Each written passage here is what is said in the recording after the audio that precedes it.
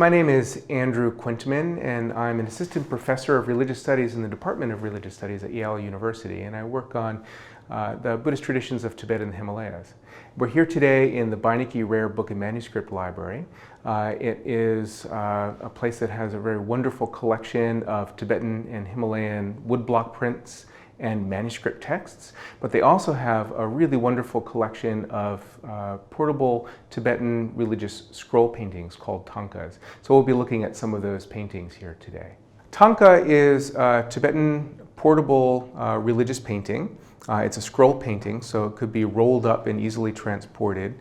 The subject matters are almost always religious in nature. Thangka painting could be commissioned by a High Lama for ritual purposes, or it could be commissioned by an ordinary family in the event of a death in the family for another kind of religious purpose. So painting, religious painting, was a great act of merit making in traditional Buddhist societies. Tibetan Thangka paintings vary greatly in terms of subject matter and style and iconography and the kinds of figures that they depict, but there are certain key elements that are common to almost all Tibetan Thangka paintings. So first, the central painting would be prepared on canvas. Canvas was usually white cotton that was framed in a stretcher. A kind of gesso was applied to it. Then the painter would usually lay out the iconometrics, so the kind of framework of grid lines and the outline of the central figures, the deities or the Buddha. Those lines would then be overlaid with paint or ink, so the outlining was done first, and then gradually the colors would be added, usually first the background and then the details of the figuring, and then finally the face would be done, the eyes, and the gild work. So most Thangka paintings actually have a kind of liquid gold that's applied to them. But once the painting was finished, that was really only the first part of the construction of a Thangka painting. The canvas would be taken off of its stretcher and then would be set within a complex brocade frame. So most thangkas, like this one, have an interior framework with several kinds of alternating colored brocades. And then that was set within a larger brocade frame. And then at the top and the bottom, they usually had wood bars that would help to stretch the thangka so that it would lay flat while hanging on the arm. And you can see on the bottom here, there are ornamental ends that were usually placed on the wooden bar. And then finally, there was a curtain that was attached to the top of the thangka that could be raised up when the thangka needed to be displayed, either for ritual ceremonies or even if it was just being left open in a shrine. But if the painting needed to be transported or protected in some way, then the curtain could be lowered, and that would protect the painting from the elements, from sunlight or dirt or dust or things like that. So Tibetan painting is generally rigidly defined. Traditional Tibetan painters had little leeway in terms of expressing their own kind of creativity. So what this means is that the detailed figures, the deities, the Buddha figures, had proportions that were clearly delineated within texts. And so one of the painter's first tasks would be to sort of translate the iconometrics that were transmitted in texts into visual form.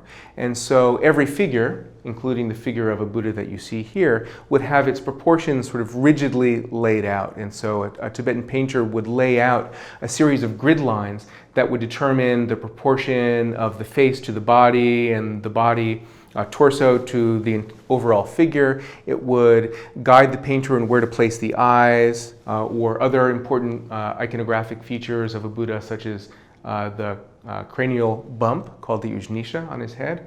There were also strict descriptions of the kinds of hand gestures called mudras, or the physical body postures or leg postures called asanas. These were also clearly laid out in texts.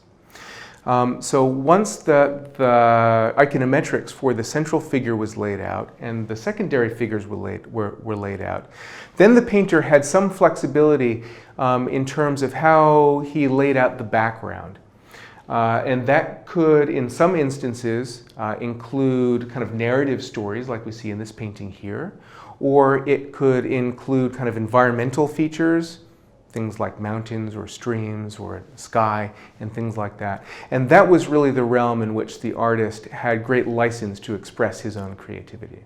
So this painting was a gift to the Beinecke Library from Edna Breyer-Schwab in 1967.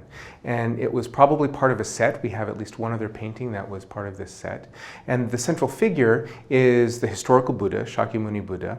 And the scenes around it describe a collection of his past lives called Jatakas. Now the Jatakas were a really important form of Buddhist literature. They are found in Buddhist traditions across Asia, in the Pali Canon, in the Tibetan and Chinese canons as well. There were hundreds of different Jataka stories, and there were several which were really important in Tibet, and this is one of those stories. So the central image here is the historical Buddha, Shakyamuni, and he's shown in a kind of traditional form. He's seated cross-legged on a lotus throne. And the lotus is supported by a throne held up by 4 snow lions, a very traditional Tibetan motif. You'll see that he's seated with crossed legs, and his left hand is held in meditation posture. It holds a begging bowl. Here it looks like it's filled with flowers. And his right hand is held in the mudra of touching the earth, called the Bhumi Sparsha mudra. And this is a representation of the moment of the Buddha's enlightenment. And surrounding the central figure then is this great narrative from the story of the Buddha's previous life as Prince Vesantara.